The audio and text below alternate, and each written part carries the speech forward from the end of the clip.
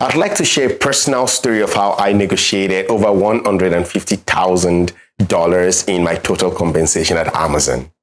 This is a story that I believe you're going to learn a lot from. Okay, shortly after I passed the interviews, the recruiter reached out to me with that joyful phone call saying to me that you passed the interview and now we're giving you an offer.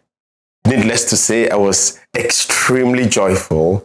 And of course, the recruiter then asked, what is your salary expectation? And then I paused, like I wasn't ready to have this conversation at that time. And so I replied to the recruiter that, can you just give me some time? I need to share this exciting news with my family. I was trying to buy myself some time so that I'll be ready for the compensation conversation. Of course, the recruiter wanted to get a number out of me right away, to which I tried to push back.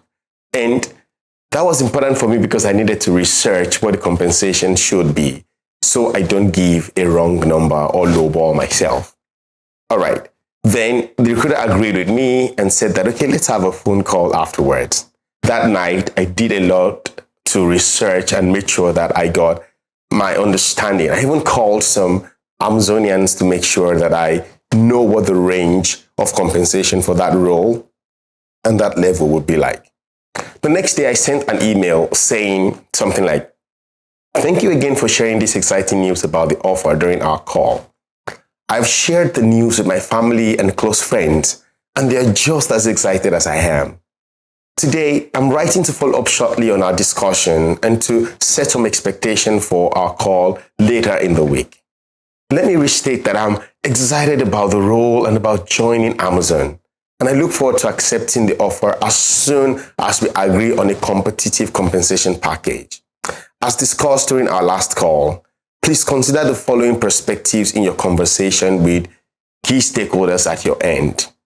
I appreciate you doing that. Number one, I currently have a director level role at my current company, and I'm being considered for a partner level role, which translates to a very competitive total compensation. As you would agree, it would be reasonable to receive an even higher offer and total compensation to justify the move.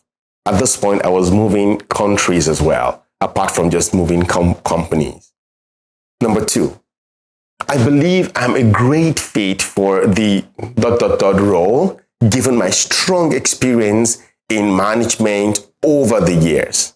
Also, I have a strong expertise in the said topic and education, executive MBA, masters in computer science, and a longer list in the core areas that's related to the roles of this role, which is technology, product, and strategy. And then number three, inflation in the said country is about 8%. And if that stays consistent for the next 4 years, my buying power would be about 30% lower than it is today. Rough calculation. Thus, your consideration for a very generous offer, especially in RSUs, is a hedge against high inflation and potential stock market declines. And then number four, I recently naturalized with my family in my current country. Thus, my family already feels attached to that country.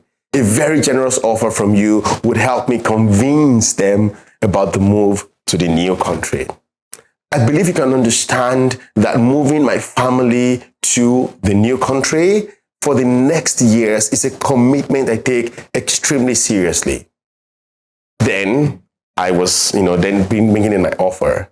I'd like to state humbly that a total compensation within the range of so would be a good consideration for me. I would appreciate any support you can render in securing that. That number is about 20% above what my range based on my research was. As promised, I've talked to my current employer, and as expected, I need to observe, the notice period of so number of months. And the letter went on and on. What you see in this letter is that I was able to provide reasons rooted in data to justify my ask for a higher compensation package. Of course, the recruiter came back to me thanking me for that and promising to discuss with the superiors internally within Amazon. A couple of days later, the recruiter came back with a different offer, which was higher than the original offer. And even though it was already good, I decided to take it even one step further. And then I asked the recruiter for an opportunity to even increase that offer. I asked the question, what would you need from me? What would you need to know for you to offer me something even more? And then she talked about what are the skills, very specific skill set I'll be bringing on board. Do I have any relevant project that I can share and the results and business impacts that I created based on that work? So I spent another day compiling my top, most valuable and relevant set of roles and experiences that matches the job description. And then I compiled that list and I sent it back in an email. Thankfully, the recruiter came back to me with a positive response. Now, a new offer is on the table that's higher than the second offer that I was given. And that one I was really excited about. Now, that's not the entirety of the story. At the point between the second and the third offers, I freaked out. I thought I would lose the job because now I'm getting greedy and asking for too much. So I wrote an email out of fear to the recruiter saying that I would like to accept the second offer because I thought that was already good enough and I would not want to push further.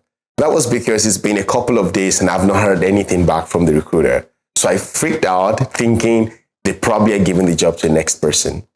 But I got lucky because the recruiter responded positively saying, don't worry about it. Your request was already approved, so there's nothing to worry about. So they simply ignored my acceptance of the second offer. Now, this experience for me was my first time using the anchor methodology. At the time, I did not even know that I was anchoring, but now, years later, I knew that there were pointers to the anchor framework that I've shared with you. It worked for me, and I know it will for you as well. Don't leave money on the table. Companies indeed expect you to negotiate and they budget for it. So go get what you're worth. See you at the next lesson.